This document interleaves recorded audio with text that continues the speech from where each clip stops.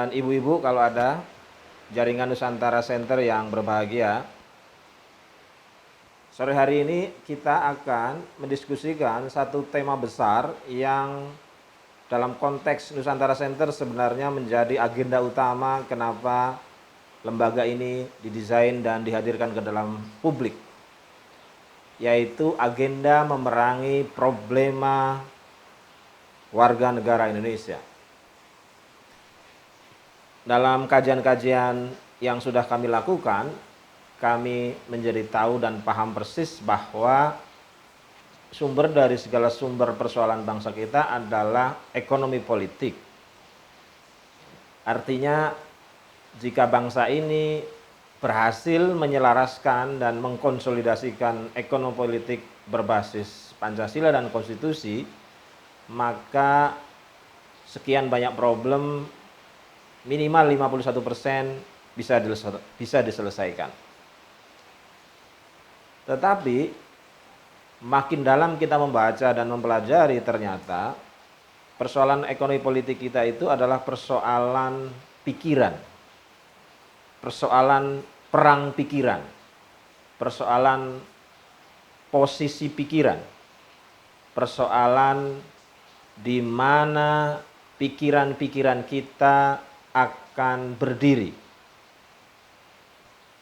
Nah, jauh hari kita mengumpulkan berbagai data, ternyata kita meyakini dengan data-data tersebut bahwa ekonomi politik kita itu minimal dikerjakan oleh dua bagian.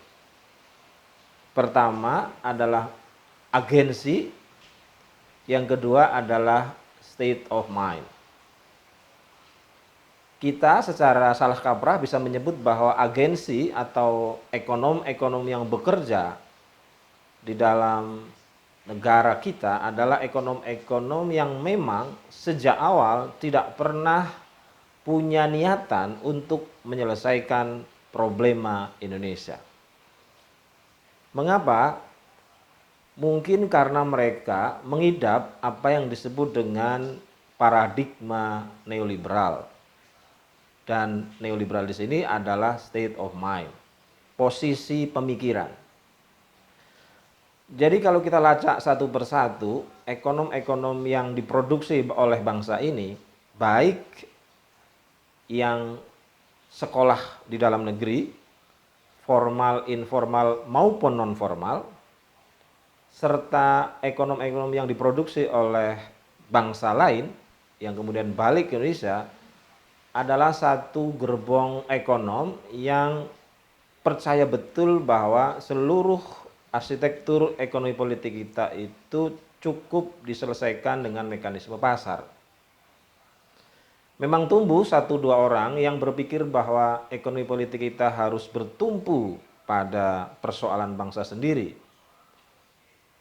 problem-problem bangsa sendiri, cara-cara mengatasi bangsa kita sendiri, serta usulan-usulan konkret untuk menyelesaikan bangsa dan persoalan-persoalan negara kita. Tetapi agensi-agensi itu relatif tidak pernah berada dalam pusaran kekuasaan. Praksis sejak Pak Harto berkuasa sampai Pak Jokowi, ekonom-ekonom yang minum kopi, bercengkrama, berdiskusi, dan membuat keputusan di sekitar istana adalah ekonom yang tunduk dan patuh serta menyembah apa yang disebut dengan ide dan gagasan neoliberal. Ide itu adalah satu ide di mana orang miskin adalah aset, jadi tidak perlu dihabiskan. Pengangguran adalah aset, sehingga tidak perlu dimusnahkan. Utang adalah agama terbaik, sehingga harus dilakukan. Gadai adalah hal-hal yang bersifat membahagiakan, sehingga sunnah hukumnya dalam tradisi mereka. Maka sejak zaman Pak Harto sampai Pak Habibie, pengangguran kita relatif stagnan. Kemiskinan kita relatif stagnan, dan puncak dari dua hal itu adalah melebarnya ketimpangan kaya dan miskin, kota dan desa, serta hal-hal lain yang memastikan bahwa mereka sesungguhnya adalah orang yang mengalami rabun konstitusi. Dari dua hipotesa itu, maka kita bisa melihat dari hal-hal yang faktual. Pertama, berkuasanya agensi neoliberal dan pikiran-pikiran neoliberal di sekitar istana mengakibatkan sejak Orde Baru sampai hari ini kita tidak memiliki apa yang disebut dengan Undang-Undang Perekonomian Nasional. Praktis ada pasalnya yang mewajibkan siapapun yang berkuasa untuk melahirkan undang-undang itu. Faktanya sampai hari ini kita tidak memilikinya. Yang terjadi justru satu undang-undang parsial yang secara sektoral bukan melindungi dan memastikan hilangnya pengangguran dan kemiskinan, tetapi justru memastikan menguatnya ekonomi anti nasionalis.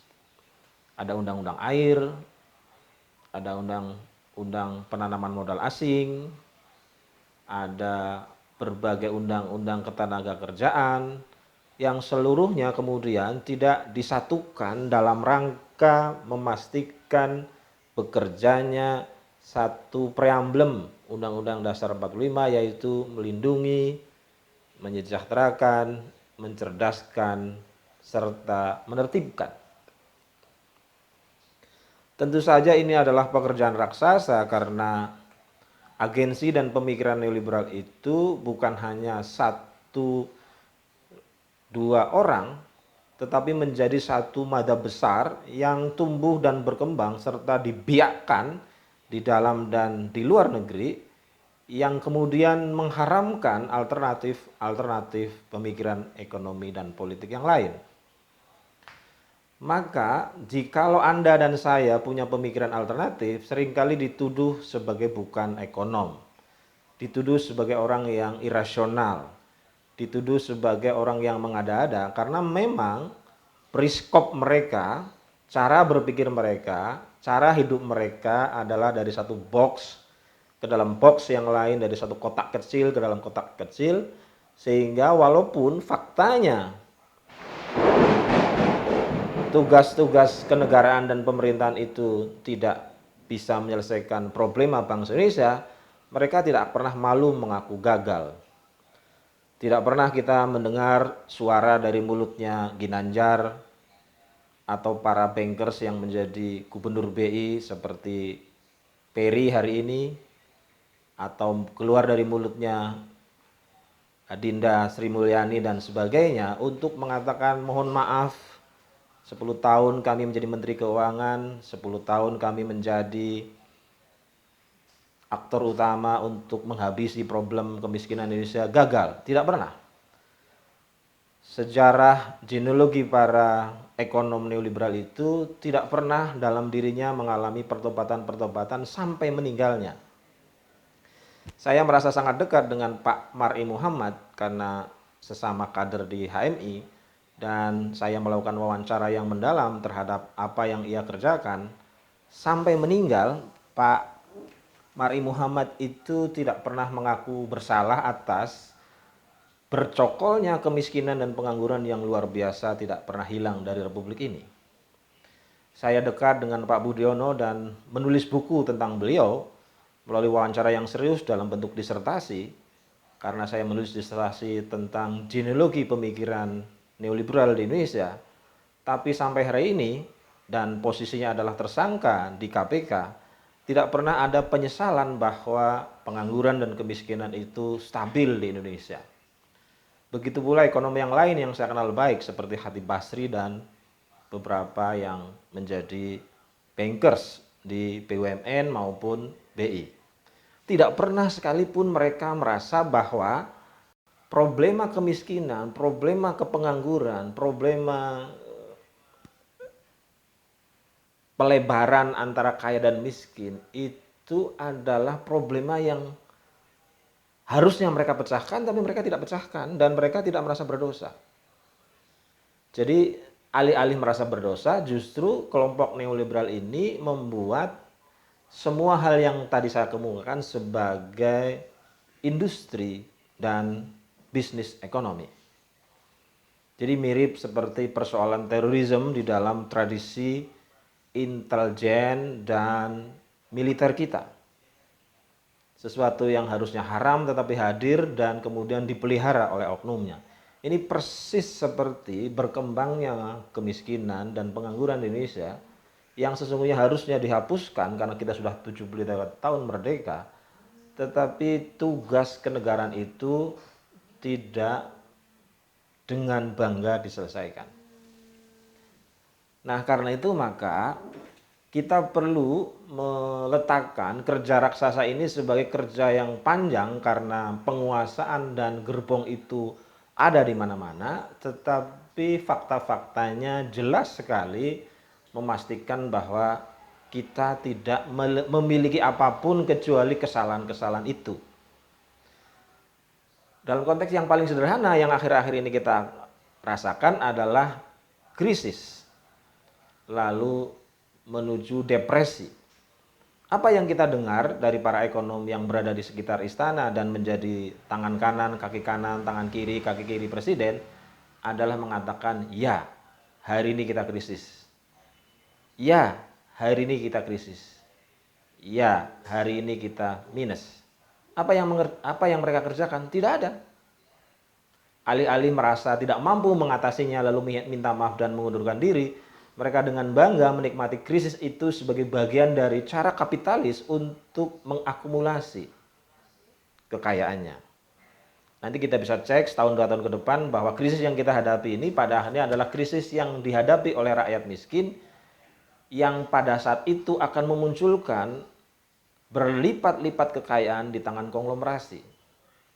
Tahun 98 kita sudah melihatnya, tahun 2008 kita sudah melihatnya, tahun 66 sudah kita melihatnya, di mana krisis-krisis ekonomi politik itu ternyata bukan satu teguran alam raya untuk memastikan hilangnya kemiskinan, hilangnya kepengangguran, hilangnya disparitas, tapi justru memastikan dan mengakumulasi disparitas itu secara luar biasa sehingga Indonesia menjadi salah satu negara yang disparitasnya paling tinggi di dunia dan di akhirat.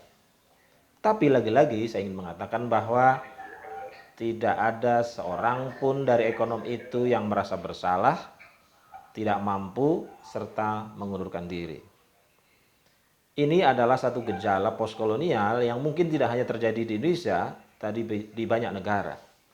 Karena itu Nusantara Center memanggul satu paradigma besar, pemikiran besar, ucapan besar dan tulisan besar agar kita bukan hanya sadar untuk mengganti mereka yang selama ini gagal, tapi juga harus menyampaikan ide-ide baru, bukan hanya dari box to box, tapi out of box, agar problema kita bernegara adalah diselesaikan.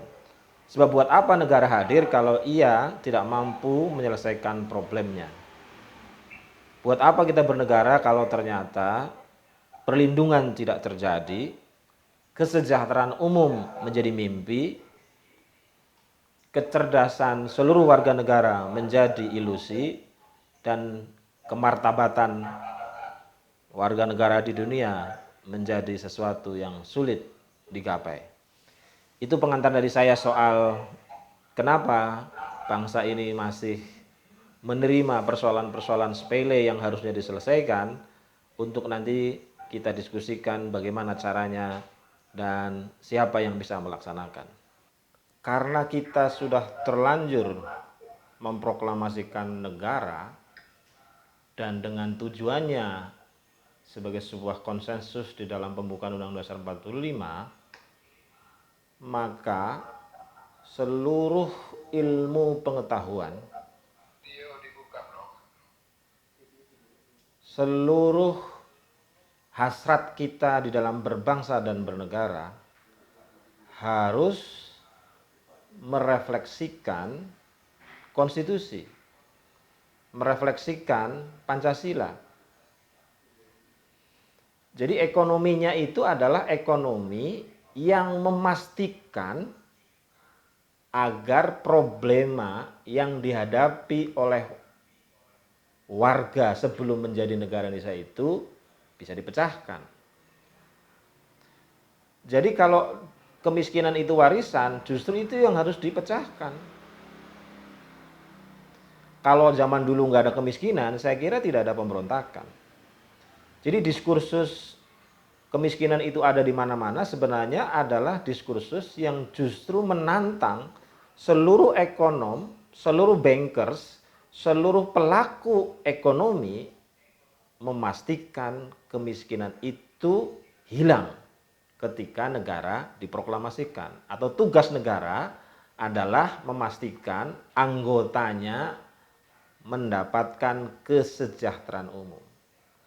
Artinya begini, ekonomi-ekonomi lain itu penting, tetapi bukan paling penting. Sebab yang paling penting dari ekonomi ketika negara sudah diproklamirkan adalah ekonomi yang memastikan tugas-tugas negara itu menjadi sukses.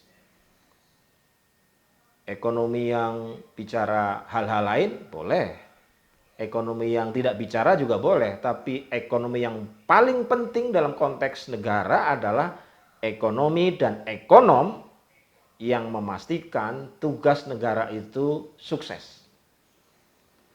Politiknya juga begitu. Politik apa saja boleh dijadikan wacana.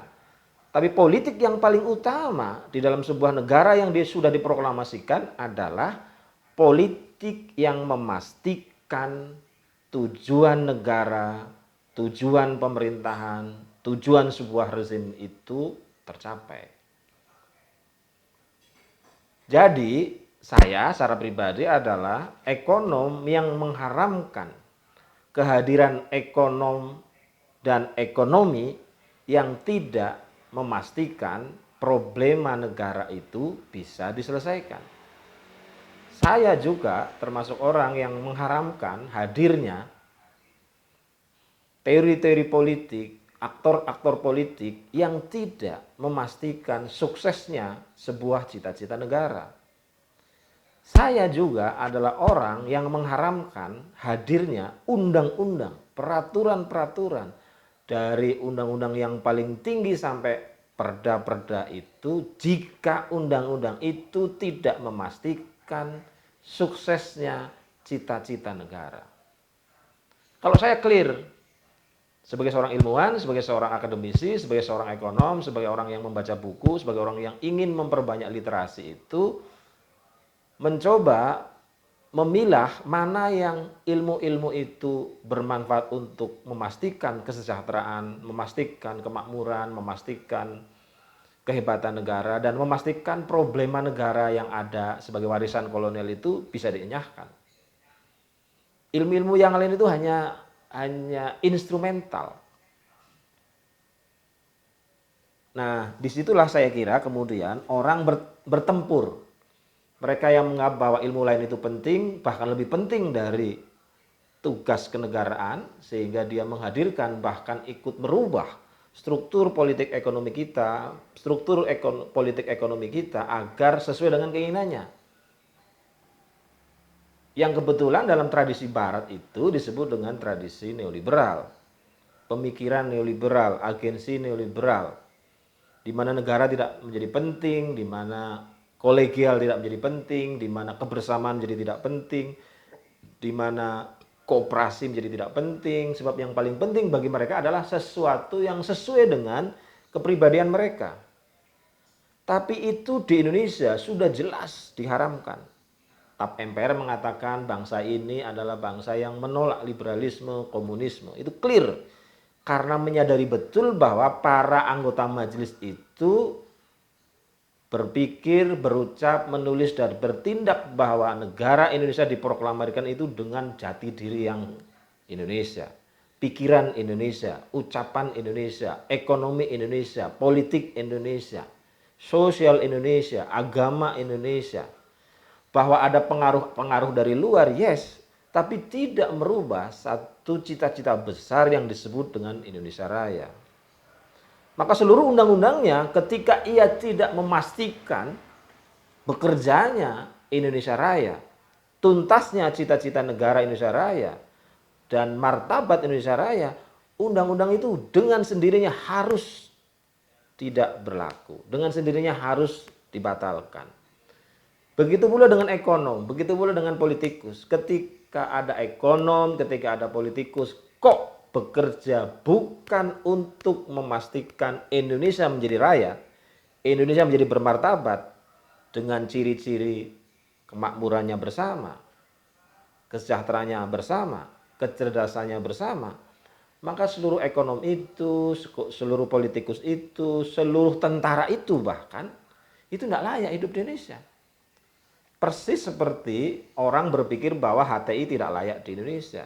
Persis seperti orang yang mengatakan PKI tidak layak di Indonesia. Persis seperti orang yang mengatakan liberalisme tidak layak di Indonesia. Sebab liberalisme, komunisme, HTIisme, dan isme-isme lain yang tidak sesuai dengan kepribadian serta cita-cita negara ini, silahkan tinggal dan hidup di negara lain. Nah, sayangnya memang demokrasi kita, politik kita, ekonomi kita, serta agensi-agensinya itu tidak membaca cita-cita besar mengapa Indonesia hadir. Karena tidak membaca, karena tidak mengerti, maka ia berpikir bahwa ekonomi yang tidak sesuai, politik yang tidak sesuai, agama yang tidak sesuai, undang-undang yang tidak sesuai itu dikiranya sesuai dengan Indonesia. Karena dikira sesuai, maka kemiskinan yang dulu sudah ada sampai sekarang masih terus ada. Kesenjangan yang dari dulu sudah ada terus sampai sekarang menjadi ada. Kebodohan yang dari dulu sudah ada terus sampai sekarang tetap ada.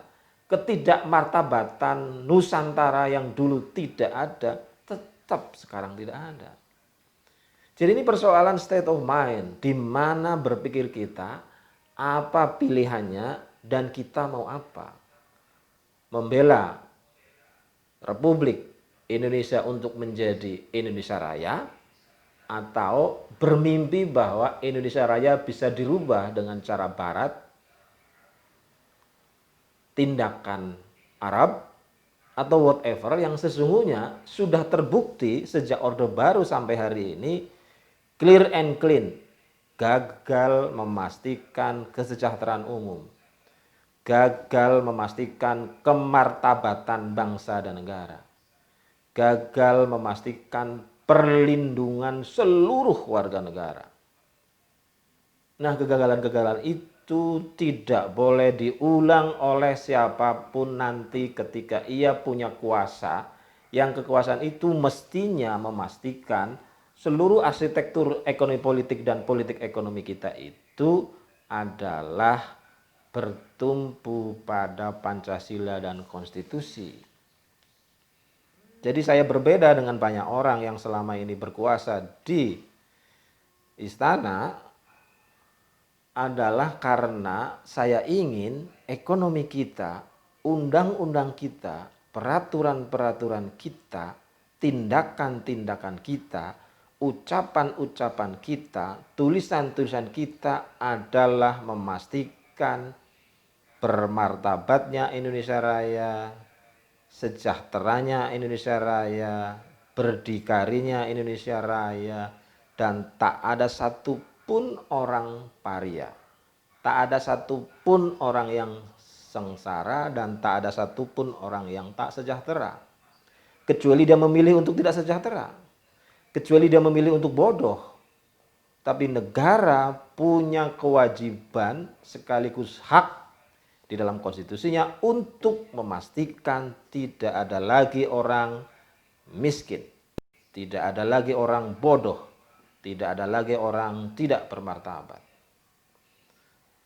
So, saya dan teman-teman sudah mencoba merumuskan satu naskah akademik yang kita kampanyekan kemana-mana supaya kita menyadari bahwa cara bernegara itu salah satunya adalah memastikan hadirnya undang-undang perekonomian nasional yang di dalamnya itu bukan untuk kepentingan satu dua orang, satu dua keluarga, satu dua golongan, tetapi memastikan setiap orang yang hidup di Indonesia bangga karena ia tidak miskin lagi, bangga karena ia tidak bodoh lagi, bangga karena ia bermartabat dan memiliki kemanusiaannya di dunia.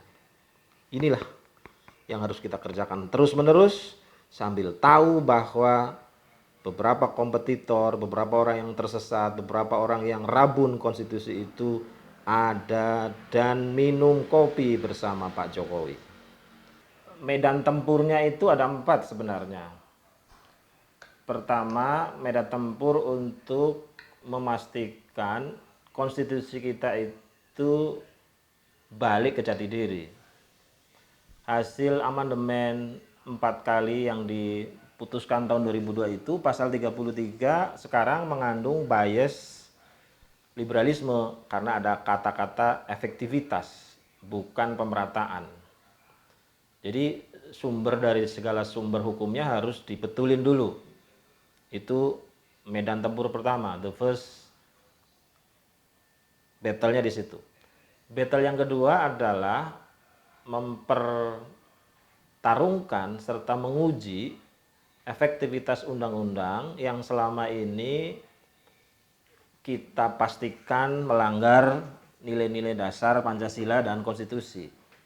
Saya itu adalah saksi ahli yang ikut menandatangani judicial review undang-undang migas, undang-undang air, dan undang-undang laut yang dulu kita anggap menjadi bagian dari pesan-pesan sponsor. Betul seperti yang disampaikan oleh Ibu Dr. Eli bahwa walaupun ada 1-2 yang kita menangkan, proses-proses implementasinya itu tidak berjalan di tempat karena Pak Irawan pasti tahu bahwa neoliberal ini bukan hanya konsep ekonomi, tapi juga konsep hukum. Para pakar hukum kita, baik sebagai penegak hukum di kepolisian, kejaksaan, dan kehakiman, maupun sebagai the thinker of law, itu lebih dari cukup yang berpikiran dan berhaluan neoliberal. Jadi walaupun kita katakanlah menang untuk memastikan undang-undang itu balik menjadi undang-undang Pancasila, ada pasal yang kemudian diputuskan untuk tidak bisa dieksekusi. Jadi misalnya pencabutan hak milik 40 hektar sawah, pencabutan dan pengurangan undang-undang pasal PMA. Tapi nanti tidak ada pasal eksekusinya sehingga tidak bisa dilaksanakan. Kenapa? Karena pikiran neoliberal itu bukan hanya pikiran ekonom tapi juga hukum. Hukum yang didesain bukan untuk memastikan Indonesia menjadi raya, itu hukum neoliberal. Dan kita banyak sekali. Saya bahkan tidak melihatnya, even Pak Jimli Asidiki, saya dekat sekali dengan dia, saya tanya, dia menerima konsep DPD. Itu kan artinya dia seorang neolib. Bagaimana bisa anggota DPD itu adalah anggota yang mewakili daerah, tetapi cara pemilihannya berdasarkan pasar. Itu kan nggak ngerti dia itu apa Pancasila. Itu Jimli, apalagi yang lain. Jadi pemikiran hukum kita dan pemikirnya, baik sebagai penegak hukum maupun pemikir hukum, Pak Irawan, itu banyak sekali yang neoliberal. Cirinya adalah mereka tidak menyampaikan, menuliskan, memastikan kesejahteraan rakyat, kemandirian negara, dan seterusnya, dan seterusnya. Menikmati saja proses-proses politik yang menentang konstitusi itu. Jadi itu pertarungan di wilayah yang kedua. Pertarungan yang ketiga adalah pada level sekolah-sekolah formal. Praktis kita gagal menghadirkan mata kuliah ekonomi Indonesia, politik Indonesia, hukum Indonesia. Nggak ada. Saya ini salah satu pegiat pendidikan yang dari satu kampus ke kampus lain. Tapi tidak menemukan kampus ataupun SMA ataupun SMP ataupun SD yang di dalam kurikulumnya itu adalah kurikulum ekonomi Indonesia, hukum Indonesia, agama Indonesia, sosial Indonesia, pendidikan Indonesia, nggak ada. Yang ada adalah hukum di Indonesia, pendidikan di Indonesia, ekonomi di Indonesia, politik di Indonesia. Kalau politik di Indonesia berarti politik yang tidak bekerja untuk Indonesia Raya. Kalau ekonomi di Indonesia adalah ekonom yang tidak bekerja untuk Indonesia Raya. Itu gampang itu cara membelahnya. Jadi the battle of ground yang terjadi di kampus dan sekolah-sekolah formal itu adalah perang wilayah ketiga. Jadi perang konstitusi, perang undang-undang, perang di wilayah pendidikan. Artinya kita harus punya kerja raksasa untuk menghadirkan mata kuliah itu di kampus-kampus, memastikan agensi-agensinya tumbuh, dan kemudian nanti bisa ikut bertempur di dua wilayah yang di atasnya. Dan pertempuran yang paling nyata itu di wilayah yang keempat, yang disebut dengan pertempuran pemikiran. Saya mengumpulkan buku-buku yang berhubungan dengan ekonomi Pancasila, politik Pancasila, hukum Pancasila, itu ketemunya ya cuman karya Ibu Eli. Dan kebetulan hari ini bertemu, saya senang sekali gitu. Kita tidak menemukan seorang profesor, seorang doktor, seorang master, seorang sarjana yang menulis pendidikan Indonesia. Ketahanan dan pertahanan Indonesia, enggak ada. Ekonomi Indonesia, enggak ada. Kalaulah ada, jumlahnya itu sangat terbatas. Karena itu ketika terjadi the battle of mind, terjadi perang pemikiran, terjadi perang kecerdasan, kita bukan hanya kalah, diinjak-injak. Saya sering dituduh bukan sebagai seorang ekonom karena cara berpikirnya itu di luar box mereka. Atau seperti yang dialami oleh Mardigu. Dia bicara soal memakmurkan Indonesia dari pendekatan ekonomi, para ekonom bereaksi, itu bukan ekonom.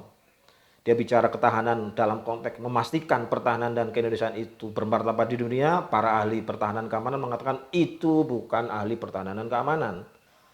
Ketika dia bicara bagaimana kemakmuran berbasis pertanian agar pertanian kita itu hebat di dunia, dia dituduh sebagai orang yang bukan ahli pertanian. Jadi bangsa kita memang literasinya itu defisit, ahlinya defisit. Dan di situ kita kalahnya luar biasa. Tapi Tuhan tidak membiarkan kekalahan itu akan terus berulang. Jadi Pak Irawan, saya senang dengan ide Anda untuk melakukan the battle of legislation, tapi itu sudah kita lakukan dan terus kita lakukan. Kita hari ini bersama Marwan dan teman-teman itu, termasuk ada Pak Amin di dalamnya, sedang mencoba melakukan judicial review untuk undang-undang migas yang baru yang jelas-jelas sekali itu merugikan warga negara. Bisa dicek, ada nama saya di situ pasti. Jadi untuk satu peristiwa legal action, judicial review atau apapun namanya yang itu melawan seluruh regulasi yang hanya mementingkan satu dua kelompok, ada nama saya. Jangan diragukan kalau soal itu. Karena memang saya tahu bahwa Nusantara Center menyadari bahwa ada 4 wilayah pertempuran dan 4-empatnya kita kerjakan. Pertempuran di wilayah konstitusi, pertempuran di wilayah legislasi, pertempuran di wilayah pendidikan, pertempuran di wilayah wacana. Termasuk soal pendidikan seperti yang sedang kita hadapi. Sekarang kita sedang bertempur di DPR, tapi sebenarnya juga bertempur di kampus-kampus, tapi juga sedang bertempur di public spare, public space, juga sedang bertempur dalam tulisan-tulisan. Dan itu akan terus terjadi sampai kiamat karena memang 4 wilayah itu berkembang bukan hanya saling berhubungan tapi juga proksinya luar biasa. Dalam bahasa sederhananya gini, neoliberal itu sudah berpikir 1000 tahun ke depan bagaimana Indonesia dijajah. Sementara kelompok Pancasilis itu baru berpikir bagaimana besok makan. Tapi mestinya kita tidak berputus asa. Gitu Pak Irawan, dan terima kasih atas semuanya. Tentu saja saya setuju bahwa ini adalah awal, kita akan terus mendiskusikan ini. Kebetulan saya tahu bahwa Pak Bonar sudah menyiapkan Zoom-nya, nanti kita bisa bergeser ke tempat beliau soal moderatornya. Jadi terima kasih Pak Hasbi. Jika ngelihat komposisinya, maka sangat tidak mungkin mereka memiliki political will untuk memastikan hadirnya rakyat sebagai agen utama dan warga negara. Sebab politik demokrasi hari ini yang terjadi adalah kepanjangan tangan dari konglomerasi. Karena itu pilihannya sebenarnya adalah reclaim the state. Nah, soal reclaim the state nanti kita diskusikan lah bagaimana tahapan-tahapannya. Bukan dalam pengertian apa-apa, tapi dalam pengertian memastikan terlaksananya pesan dasar Pancasila dan Konstitusi. Itu buat Pak Hasbi. Tapi jangan putus asa, sebab hidup itu kan cakra manggilingan. Hari ini Anda di bawah, besok bisa di atas. Sepanjang ketika di atas jangan mengulangi kesalahan-kesalahan para senior dan para pendahulu yang mungkin lupa dan alpa pada konstitusi. Karena itu closing statement saya adalah marilah kita memilih menjadi agensi sekaligus memenangkan the battle of mind yang ujungnya adalah Indonesia Raya. Di dalam Indonesia Raya itu haram hukumnya ketemu satu orang saja yang miskin kecuali dia yang memilih miskin. Ketemu satu saja orang tidak bermartabat di dunia kecuali dia memilih tidak bermartabat. Ketemu satu saja orang yang bodoh, karena sesungguhnya kemiskinan, ketidakbermartabatan, dan kebodohan itu bukan hanya musuh Pancasila, tapi adalah musuh seluruh agama. Menjadi Pancasila dengan demikian adalah menjadi Indonesia Raya sekaligus menjadi kaum bertuhan dan beragama. Kurang lebihnya mohon maaf. Billahi taufiq wal hidayah. Wassalamualaikum warahmatullahi wabarakatuh. Indonesia butuh generasi tangguh, berdikari dan berpendirian teguh, serta tekad untuk Indonesia utuh. Bangun semua daerah yang tak tersentuh. Bangkitlah generasi muda perkasa, berani dan tegas dalam tutur kata, berkomitmen bangun Indonesia Raya demi kemakmuran rakyat Nusantara.